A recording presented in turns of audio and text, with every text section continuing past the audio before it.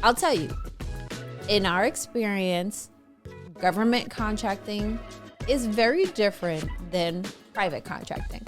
So, for example, business development sometimes can be much more involved on the government side.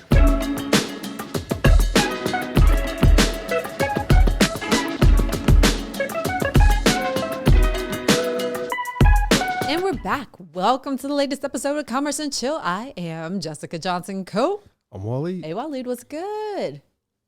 We need nap pods in the office. No, we need to go home and get some sleep. Period. End of story. I'm voting for nap pods. No. I say go home and go to sleep. Go to work and do what you're supposed to do. When you finish, wrap it up and go home. Nah, it's good. Like you take a quick power nap and then you wake up, you have a burst of energy. Like there's studies on it. It says then you become super productive. No, if I So, recall I'm correctly, voting I saw you take a power nap today. No, my neck was like this. It didn't That was happen, not a though. power nap? Like a power nap. You close your eyes. You totally get you're not disturbed or anything. You could just be like, you go in a pod, you close the door and you're like 30, 45 minutes. You just be like, then you come out like the Incredible Hulk, boom. And then you're ready to get back to work. I'm telling you, it's studies about that. You should add that to the budget. I'm telling you, pods, nap pods. Go home. Whatever they call it. Go to sleep tonight. No, because then like if it was the middle of the day, like you eat some Chinese food or something, and you be delivery, here they come. Right? Anyway, today we want to talk to you about how to win government contracts as a small business. A lot of things have been happening lately and keeps coming back to this one point about government contracting.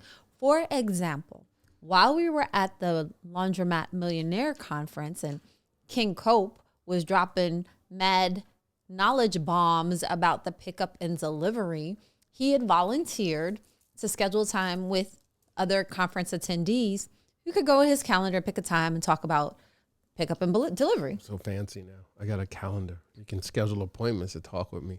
Ooh. The thing is, you see people out here with these masterminds and with their digital products. And between the two of us, our thing is very simple. We're not going to charge you to tell you what we do or how we did it. Because it's already out there.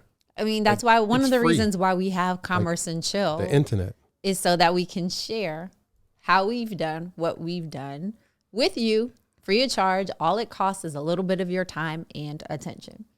And so while he was going on a little bit, they were about to kick him off the stage. Jordan Berry, shout out to Jordan, was about to kick his new best friend off the stage for talking too much. And I just basically said, look, we have the playbook. We can talk to you. We can even talk to you about how you can use government contracting to grow your pickup and delivery business. Like, folks pulled me to the side outside the room. They're like, how do you do that? I said, oh, well, that's easy. It's a 3-point plan. I can give you a 3-point plan on how to do it. So a couple of people at dinner or at lunch, I walked them through a plan, how they can get started. Because at the Soapbox, we had a quasi-government contract during COVID, which helped to sustain us. Granted, it wasn't our only contract. Nonetheless, we were able to make the most of a government agency that was buying products and services from one of our clients who needed laundry services to support this particular contract with the city of New York. Fast forward, this weekend, I was at a memorial for a loved one, and on the ride down, I was talking to a fellow business owner who was telling me his plans and talking about growing his business and expressing his frustration. Like, I'm not sure what to do. Like, I can give you the roadmap. Granted, his roadmap is going to be different from my roadmap. I could still give him a roadmap. He's like, well, I want to get in the 8A program because I heard once you're in 8A, that's how you basically write your ticket for government contracts. So just really quickly, the Small Business Administration has the 8A Business Development Program. It's for small businesses that meet certain criteria, in essence, are disadvantaged compared to other large businesses. And to help federal agencies meet their small business subcontracting goals, different government agencies will have set aside contracts to companies that are certified under the 8A contracting program. So This particular business owner said that if he were able to get into the 8A program, he'd be able to write his ticket. So why he just didn't apply and get in the program? He's in the process of applying, but one of the things that I've noticed from talking to people who have been in the 8A program, and as Johnson Security being a graduate of the 8A program, is that if you don't understand how to navigate the program, then you can't take full advantage of the subcontracting. You can't take full advantage of all the money that's out there for companies who are certified as 8A. We're certified now as a hub zone because, again, we graduated out of 8A, can't go back. And hub zone stands for historically underutilized business zone, which is a much smaller percentage of the subcontracting plans compared to 8A or service disabled, veteran owned or women owned small businesses. Nonetheless, we qualify. And there are some set asides. And as an example, one of the transportation projects we got as a result of being a hub zone firm. And they're just like, well, we can't find a lot of hub zone because many people just don't go through the trouble of applying to get the certification.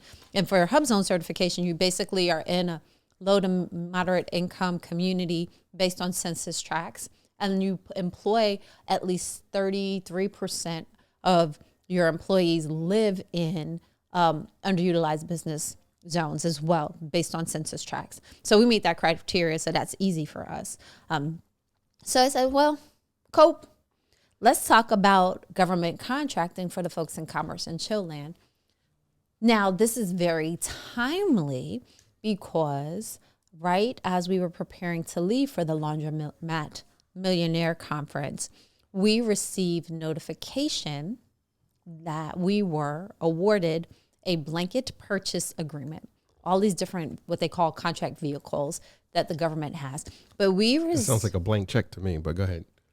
Pretty much a blanket purchase agreement with the U.S. Justice Department for what they consider a small contract in Lower Manhattan. So now we're trying to staff up so that we can take on that new contract. And there's all this, what they call FAR-E's. FAR stands for Federal Acquisition Regulations. So FAR, FAR. There's a lot of, there's a whole language. A lot of acronyms here. There are to the FAR. And do they have any acronyms written down that say ACH? Well, they do pay us ACH. Because if I get the contract, I just want it all ACH. Well, we when I do use SAM or DSBS or Dynamic whatever. Small Business Search. GSA and all these other General acronyms you got Services written down here today. There's a lot. There's a lot. Acronym There's a lot. ACH. I'll just say this. For our new contract with the U.S. Justice Department, and shout out to my Salesforce coach, Chris, who said, focus and simplify. Chris. Damn, I heard somebody say that last night too. Focus and simplify. Chris, it was so easy to do the proposal. Was it easier than those other proposals you did with like 20 other people Yes. for these Yes. airports? Yes. So.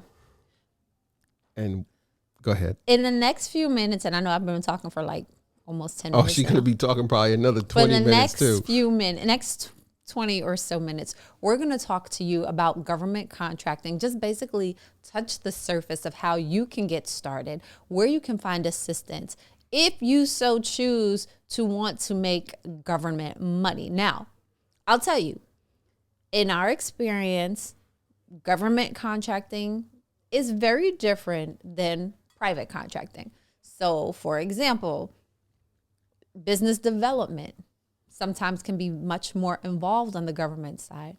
Waleed is joking, but not really joking about the proposals we've been working on with like a team of 20 people. Bro, waste. Oh. He says waste now, but this is the same man that's like, I want $20 million in the bank account before the end of the third quarter. Yeah, because I got to write some people some checks. Nonetheless, but anyway, still, if you do it right, government contracting can lead to Did you see the movie War Dogs? millions of dollars in the bank. You saw it?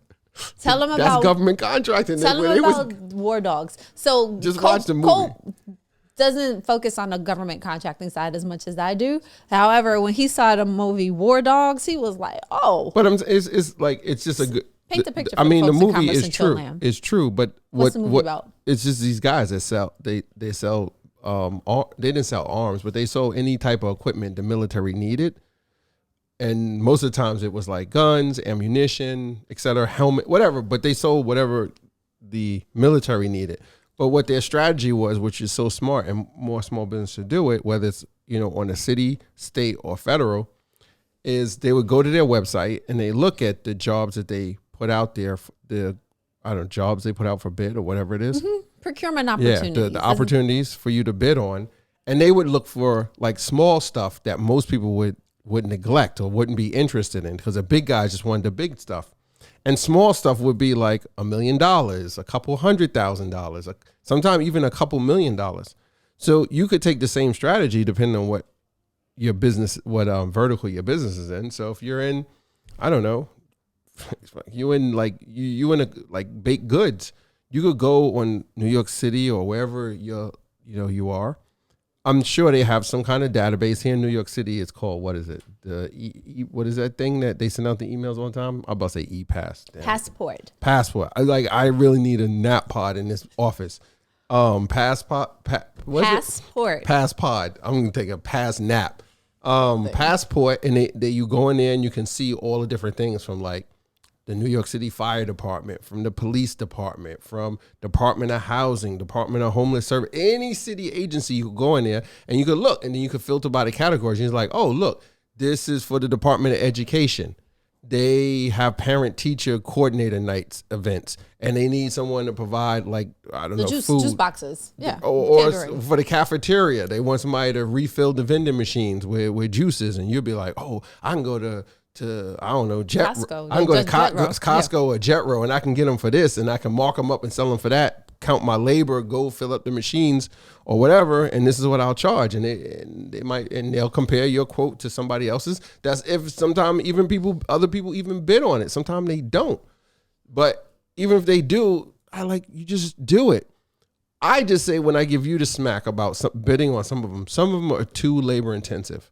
Like they suck too much time for me. I'm not saying people shouldn't do them, but if you got a team of people, you got a sales team that can dedicate time to sit there and spend like days or weeks on it, I'm like, fine. I'm looking for like the dudes in War Dog. I'm like, we're the crumbs, because the crumbs be hundreds, tens of thousands of dollars, hundreds of thousands. Those are crumbs to other places. And then there's some of these websites, the government and city state agencies, they have these rules, like if it's under this dollar amount, micro purchases, they don't need what they call discretionary spending. Yeah, see, she knows all that. They don't need all this approval. They can just pay you directly, or they don't have to like quote it out to so many people.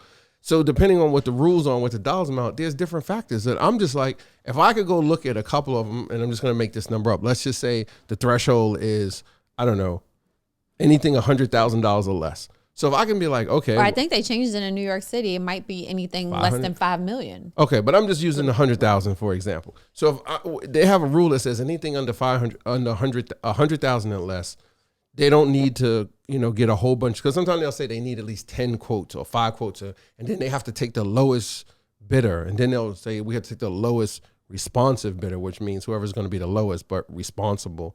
Like, I just never understood that low mentality. Their argument is, we have to be mindful of the taxpayers' dollars. Well, there's a lot of other things my tax dollars get wasted on. I probably wouldn't mind if you had a legit small business charging a slight premium and providing the city or the government with a great service. I probably wouldn't mind that versus some of the other stuff I see. And sometimes the agency, whether it's city, state, or government or federal, will allow you an overage if you're certified. So if you're a diverse business, veteran-owned, or you can go back and tweak the numbers later on. You can charge up to 10% more than a non-diverse business, especially in instances like discretionary spending. So anyway, I say in that example, if it's 100,000 or less, there's not a whole lot of criteria as it gets to the bigger value. You go in there and you can put a proposal together and get it to them and get a faster turnaround than something that's like Oh, we have to go to a committee. We have to have 10 bids on it. Then we have to compare them, and you have to come do a presentation, and you have to go do this, and you have to do that. And a good example is the work you just mentioned for JSB. You submitted a quote, you talked to them a few times, and then he was like, all right, we'll make a decision by such and such. And then such and such came, and it was like, da-dun, da-dun, you won. Yay. Confetti. So versus... Well, let me just clarify. With that particular case with Department of Justice, they had issued a sources sought notice. So the buyer was trying to get market research on what the marketplace looked like. But you did that. That didn't take a whole lot of time. Right. It didn't take a lot of time. You fill out, it's like a survey. It's a questionnaire. Nonetheless, when I sent in the response, that put the contracting officer on notice that we're here. Oh, here's a firm who's interested, legit, and has experience in it. So I say that to say. And started building a relationship with that contracting officer. To some of the other ones where you were on a committee of like, I don't know, 20 people. And I'm not knocking it. I'm just saying my theory, my strategy is go after those crumbs and turn those crumbs into a meal.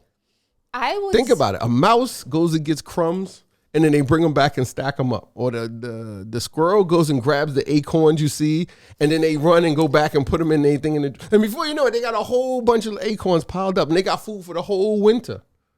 You don't see them running around looking for one big. You don't see the squirrels running around looking for one big ass acorn to be like, I'm looking for one big ass acorn to last me the whole winter. If a squirrel came across half a Subway sandwich, they would take that. Baby.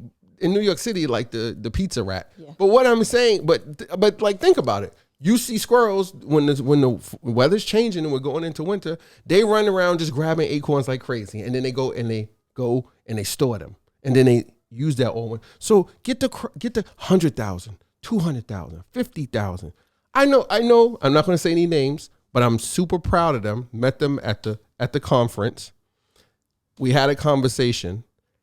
And they're doing commercial. They have a commercial account for their laundry business, and that account actually they have 2 commercial clients, and it generates them like $20,000 a month.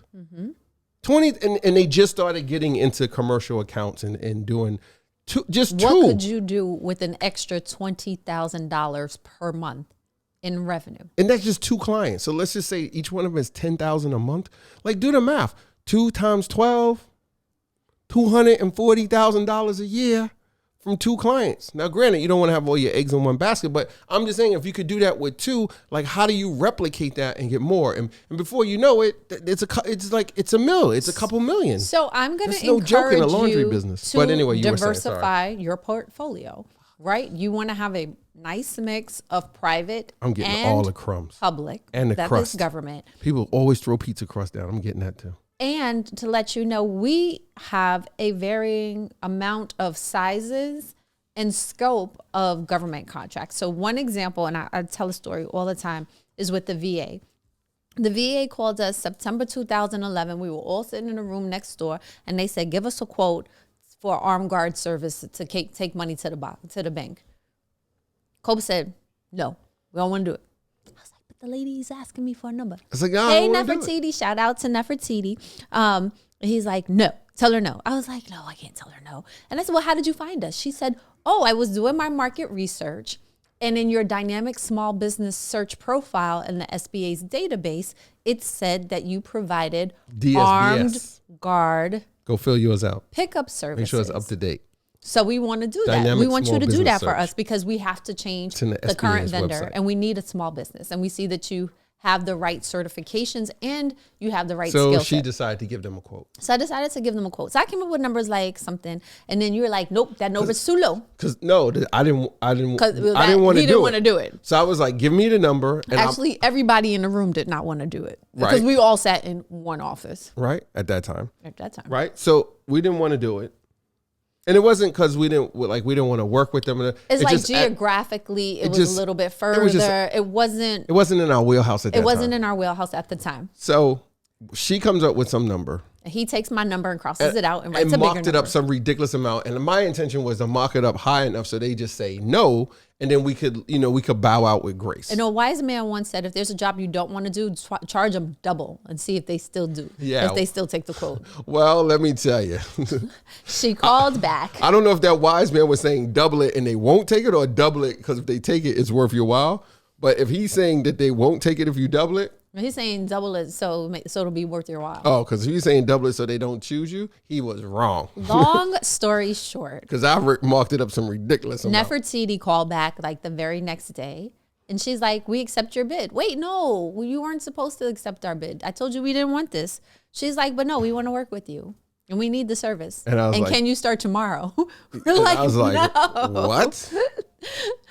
Longer story short. What is it now? 10 years later? It's almost 10 years. And we're still doing it. And that work has resulted in our doing the same service at 3 additional locations.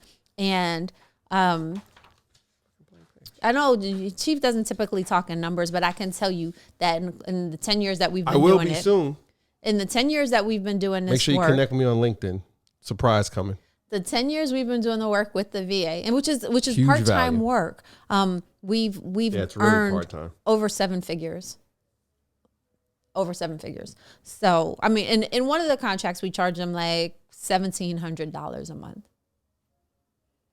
But remember, those acorns start to add up. Somebody need to raise that price. When winter comes, you can eat well. So that's just one thing.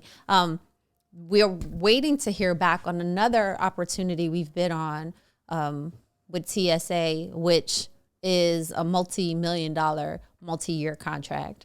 And so Cope complains about the team. So yes, it is a little bit more involved because mad time. We could have picked up a lot of acorns. Y'all trying to get this. Y'all not even trying to get the acorn. Y'all trying to get the whole oak tree. We're trying to get. Okay. Y'all trying to get the oak tree, and you don't realize how big the tree is. But I respect that. I'll say this. I done picked up like 20 acorns already in the time that they are trying to get this one tree. All right. Rocky. Rocky's the squirrel. Rocky's the squirrel. Rocky's the squirrel. All right, the moose. Rocky. I'll say this. In the process, the procurement process with this large TSA opportunity, we have worked with a team of nearly 20 people to put together the proposal. So we need a thing in here. How it started, how's it going? We've had site visits. Still going. I'll say this though.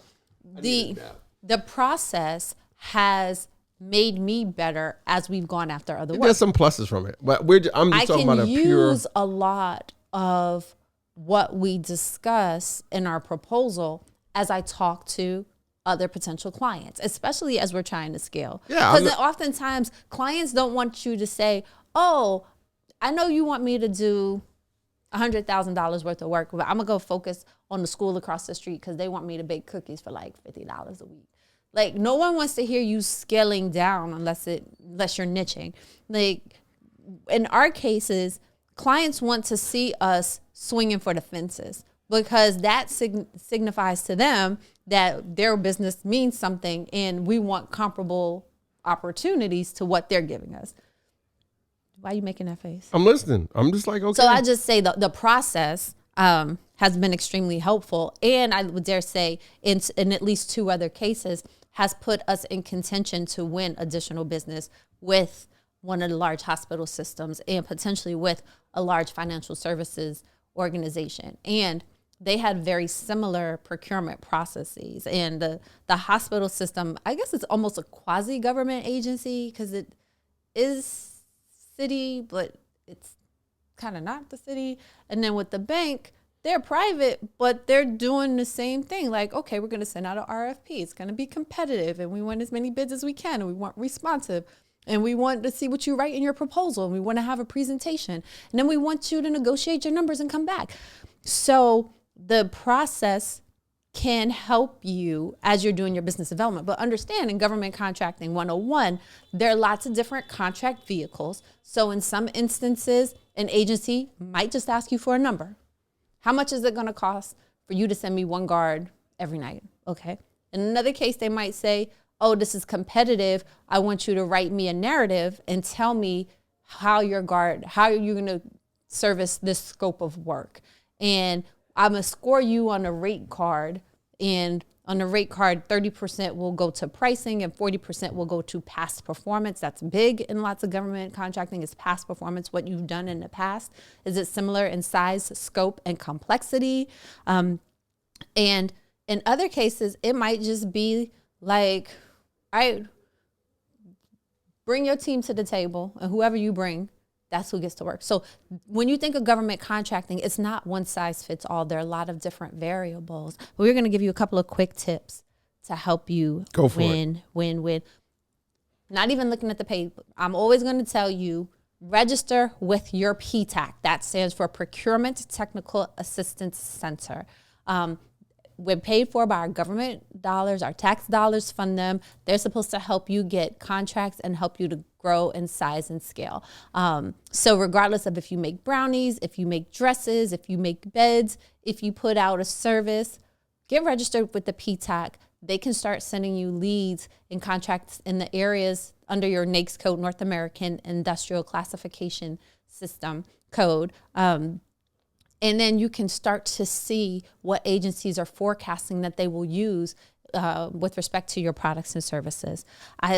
Like we've done, make sure that your dynamic small business search profile is up to date. So you get to write a narrative, tell your story. So as the contracting officers are doing research, they can search on keywords. So if you do laundry, dry cleaning, fabric softener, pressing, you want to put those things in there. So when they're looking for those things, they can find you there, but they're not going to find you if you're not in the system. And in the past, people would say, go to FedBizOps or FBO.gov. That's no longer existent. They want everybody to use SAM. SAM stands for the System for Award Management, SAM, like Uncle Sam, SAM.gov. That's where you will find the different contracting opportunities. You can also do research to see who else is getting contracts for the work that you're doing. So if there's a large prime, you can go to that prime and say, hey, I see you got a gazillion $1 million contract. I know that this agency needs help meeting its subcontracting goals. Why don't you put me on? So you definitely want to take advantage of subcontracting opportunities. And by doing the research using SAM and the PTAC, you can do that. I would also say I work with the Bipartisan Policy Center. And we are doing some work around the future of the SBA. So we're making recommendations as to how the SBA can be better. Now, we told you we appreciate the SBA because of the help that they provided during the pandemic, including the PPP loans, the EIDL, economic injury, disaster loans, and the like. There's still some opportunity for SBA to do more. So Congress, if you're watching and you're listening, I need you all to reauthorize the SBA. The SBA has not been reauthorized in over 20 years. And if you want more information, check in the link. We'll have a link to, check in the notes, we'll have a link to the policy paper that we recently released between Bipartisan Policy Center and 10,000 Small Businesses Voices. Shout out to 10KSB family. And see some of the recommendations we made towards the SBA, as well as procurement reform. You want to be able to market your business to the government. So responding to sources sought notice and doing questionnaires, reaching out to what they call OSDBUs. OSDBU stands for the Office of Small and Disadvantaged Business Utilization. Almost every agency will have either an OSDBU, a small business representative, or both. Those people, their job is to help small businesses get business and contracts with the agencies. So take advantage of them. Create a capability statement and send the OSDBUs or small business representatives your capability statement, and then check in with them regularly. If there are industry days, make sure that you attend, even if it's virtual, and get your name out there. Hi, my name is Mike, and I sell Mike's Motor Oil. Buy my Mike's Motor Oil. Here's my capability statement. Come to my website, MikeMotorOil.com. Do that every once in a while, and then when they need motor oil, who are they going to think about? They're going to think about you. So make sure that you're marketing to the government.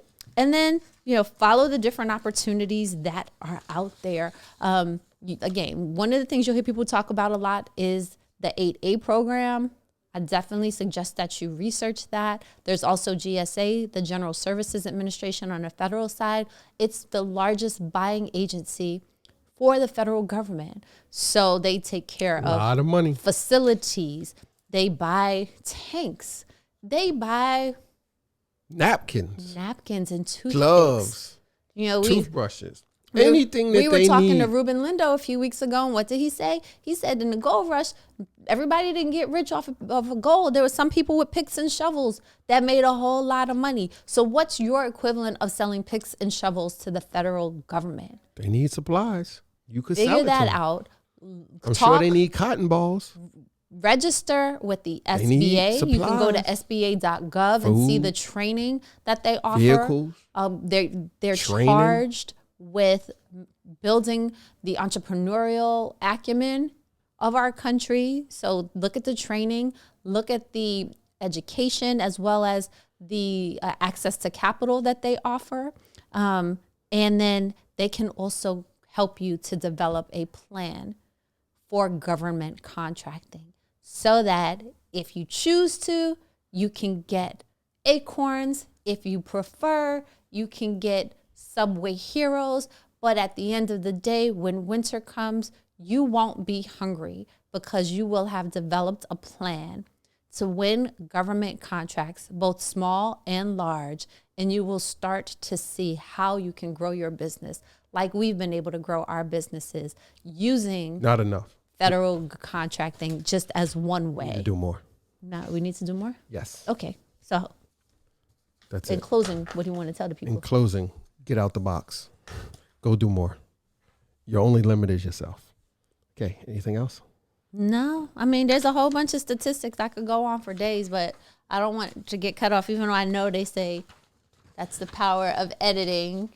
Just keep in mind that in July of 2021, the federal government exceeded its small business federal contracting goal, awarding 26% or $145.7 billion with a B dollars in federal contracts to small businesses like yours and mine. That's a $13 billion increase from the previous fiscal year. And the fiscal year on federal government is October 1st to September 30th. In fiscal year 2020, the federal government awarded $27.2 billion to WOSBs. That's women-owned small businesses like mine. All right? And there are a bunch of different contract vehicles that they use. In fiscal year 2020, the federal government awarded $13.6 billion with a B dollars in contracts to HubZone certified small businesses like mine. So that's just to say, when you hear about government contracting, it's not just for the big guys. That we have seen with our own eyes and in our own bank accounts the value of government contracting. And if you want to see that same kind of value, call us. We'll give you the playbook. We'll give you the roadmap. I'll give you 3 tips to hit it, quit it, and get the money in the bank. Yeah, just don't get on a proposal with 20 other people and take 6 months. How long has it been? More than 6 months, right? Well, that's 6. I'm just joking. It's all 6 jokes. months over three different contracting opportunities. Okay. I'm just joking. Get the crumbs, ladies and gentlemen. The crumbs. That's where it's at. Get the crumbs and the cake. And hit us up in Get the crumbs. DM. Hit us up in the comments. Tell your favorite auntie, your mama, your daddy, your friends and them to check us out on your favorite podcast platform. Or I'll see you at the next industry day and walk you through what you need to do. Because I really want everybody to get a piece of this pie with the infrastructure money that they're spending. Federal government is going nuts. Let's fight inflation with contracts. That's the best thing that we could do. And then I'll get this man a sleeping pod. Word. All right. We need a government contract to pay for nap pods here at JSB. That being said, I am Jessica Johnson Coe. I'm Waleed. And we'll see you soon. Thanks. Thanks.